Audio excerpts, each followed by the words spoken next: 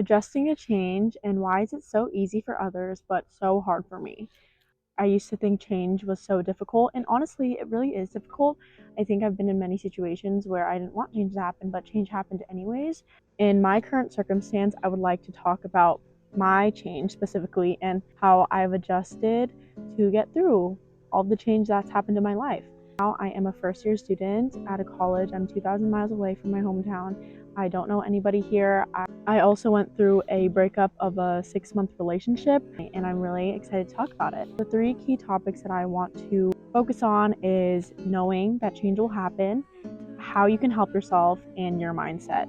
You need to tell your brain that change will happen.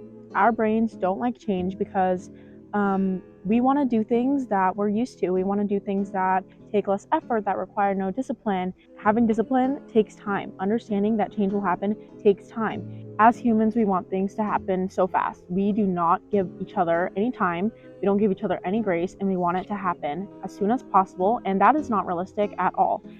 So you need to tell your brain that change is going to happen. I don't know if this is like a bad thing or a good thing, but when I got into my relationship that ended a few weeks ago, the first thing I told myself was, hey, if this doesn't work out, it's going to be fine. I've told myself that in every situation that I've been in because it will be fine. Like, it just takes time, and people don't realize that because we're like, oh, but like, it's been this long and it hasn't happened. Well, maybe it's because of your mindset. Like, I'm sorry, but if you are in a shitty mood and you're still in a shitty mood, you should probably change your mindset. I mean, I struggle with this a lot. Sometimes I'm in a mood and I don't want to get out of it. But you honestly just have to realize that it's totally fine to be in a bad mood, but it's also even better to switch your mindset and tell yourself that it's going to be fine in the end. I also think being so secure in yourself plays a big part about change because in the end, you know it's going to be okay. And if you trust yourself and you know that you are going to be fine in the end, you're not going to be worried about change at all. When I was 15, I had my first heartbreak, and I did not want that to happen. I remember a few weeks prior, I literally told myself, I don't want this to end, but I know it's going to end. I was so devastated that it ended, and it took me a long time to get over it.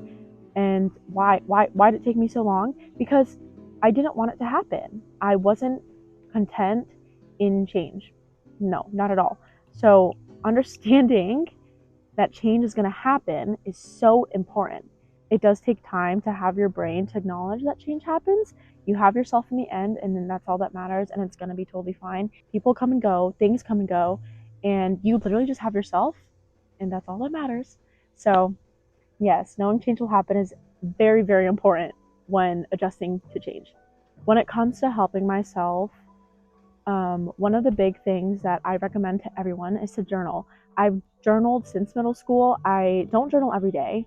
And I think that's a misconception when it comes to when you hear about people journaling. You're like, oh, you journal like every day? Like, that seems really tiring. And it actually is. If you see journaling as a chore, you're not doing it correctly. Not at all. You should go to your journal if you want to talk about something, if you want to share something, if you want to be creative. A really big thing, too, is that journaling does not have to be deep at all.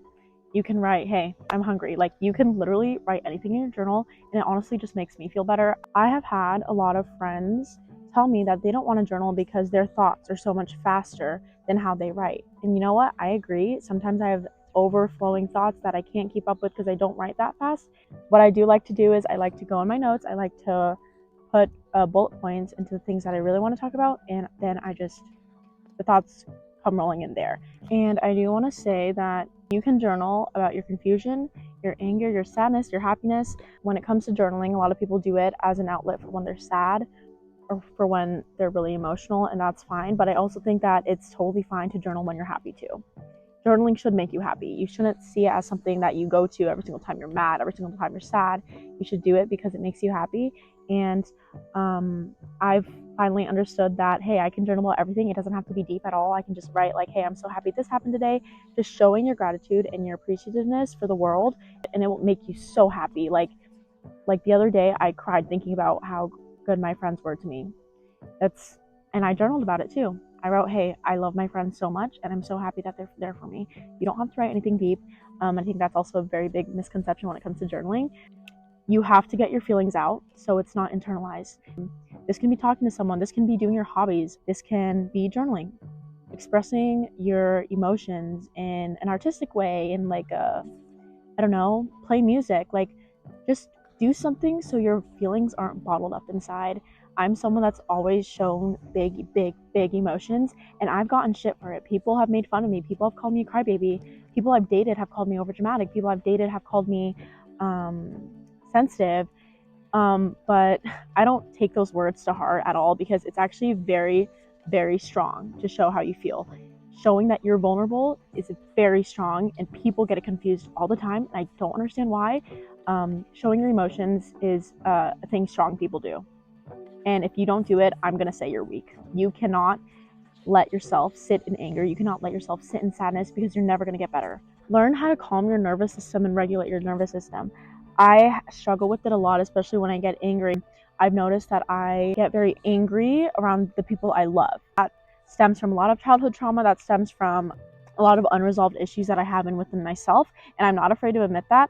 But calming your nervous system is the way to go when you're angry. I learned something in therapy that actually has helped. Maybe it's a little stupid.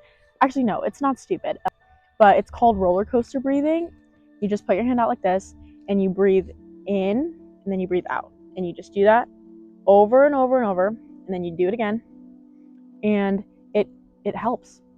You need to sit and take some time for yourself, and that can literally just be breathing, a breathing exercise that takes maybe max 50 seconds. First did this with my therapist. I cried because I felt so relieved. In a way, I've never done that for myself. When I've gotten angry, I've done deep breaths, but I think that taking like 3 deep breaths isn't a lot. It's not a lot. And doing this, it's more slow, it's more controlled, and it really helps your nervous system regulate. So that's just something that works for me. Find out what works for your nervous system, because I know breathing in and breathing out 3 times can help for others, but it didn't help me. I think I need something more slow and more controlled, and that's why roller coaster breathing helps me. Listening to music helps a lot of people regulate their nervous systems, and that always works too. Now, with your mindset, it is extremely important and valuable when it comes to adjusting with change. I think the first question you should ask yourself when you are upset about something changing is why? Why are you upset with it? Let me try to find an example. Okay, I'm going to talk about my breakup a little bit. So I knew that this breakup should have happened a while ago, but I didn't do it because what? I was scared of change. Why was I scared of change? I was scared of not texting someone every single day anymore. I was scared of feeling lonely. I was scared of not having a best friend anymore. Those 3 things are things that you can actually put into your life. You can obtain that in your life. I don't know if that makes sense, but let me expand. Not texting someone every day. Simple fix. Girl, go find someone to text every day. And you know what? Shit, talk to yourself. Journal. That's helped me. Also, reaching out to old friends, reaching out to friends that you haven't talked to in a while, reaching out to your family members. Find people to talk to. I think that when you're in a relationship, you get so caught up in just talking to your significant other, and that's good, okay? But you also need to talk to other people that love you in your life. For me, I think I disconnected myself with a lot of my friends. I disconnected myself with the people that love me because I was in a relationship, and I put all my focus and energy into that one person. And I shouldn't have done that. I shouldn't, because that's what makes change a lot harder, because you are kind of revolving your whole life around that person, and that's not okay. I'm not saying I revolved my whole life around that person. I did not at all. But this happens a lot for some people. I don't remember what I said. Maybe losing your best friend. I think that's what I said. But you know what? Shit, that's an easy fix too. Go fucking talk to people. Like, I'm sorry, but like maybe, yes, it is hard to find a best friend. I think I've always been someone that there's a spider on my phone. That's okay. I've always felt like I was always like the third one in a duo. I was just kind of like left out. But I do have best friends. I do have someone that I can rely on. I do have someone that shows up for me every single day. I also think that if you're so worried about losing your partner and losing your best friend, because usually you're best friends with your partner, be best friends with yourself. Like, yes, it sounds really corny, it sounds really cliche. That's the best advice I could give you. Be best friends with yourself. I've been best friends with myself for a very long time, and I have never felt so secure in myself, which is why I adjusted to this breakup so fast. This was my longest relationship, 6 months. I adjusted so fast. That's because I'm secure in myself. This is not me saying it in a cocky way. This is not me saying that I think I'm better than everyone else. No, that's not true. I'm just secure in myself, and everybody should be secure in themselves. Last is I was scared of being alone again. Look around. You're not alone. You're never alone. You have people that care for you, even if they don't say it. Some people don't say those things, but they show it through their actions. Some people do say those things. You don't think that you have people that love you, love yourself. I went through a really hard time around the year 2020, and I felt so alone. I felt so depressed. I was suicidal, and I was not happy at all. I felt better. I did more of my hobbies. I did things that I loved, and I ended up loving myself. And that's honestly all you need. You need to love yourself before you love anybody else. And that's why it's really easy for some people to adjust to a breakup. Loving yourself is very important, especially in this day and age where people just come and go. People don't really give a fuck about your feelings, but you know who does? Yourself. So don't take that for granted. Don't forget about that. If you don't believe that change is going to happen, that's why you're so scared of it. Denial plays a huge part when it comes to change. If you think that, oh, it's not going to happen, you're going to be in shock when it does happen. That's why you need to tell yourself change is okay and it will happen. It's kind of like setting your expectation low so you won't be disappointed in the end. But I also feel like this is super important just in life in general. You need to know that change will happen, because in 2 months my life will not be the same. It will not be the exact same how it is now. It won't be the same in a month. It won't be the same in a few weeks. It won't be the same. So, you need to understand that. The last thing that I would like to say is to soak it all in. Do not ever reject your own feelings. Do not deny your own feelings, and be secure in yourself, and understand that it takes time. Everything takes time in life, and it's the most important part of living. My advice to everybody that is worried about change: know that I am someone that used to be terrified of change. I'm someone that did not want it to happen, but now here I am, getting through things much faster, much smoother than I have ever done in the past, because I know change is happening. So, and you should too. Remember to be kind to yourself, because your future self will thank you. Bye.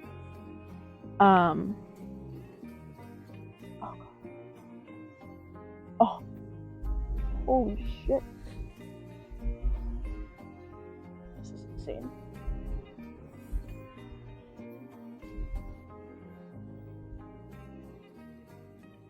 Okay,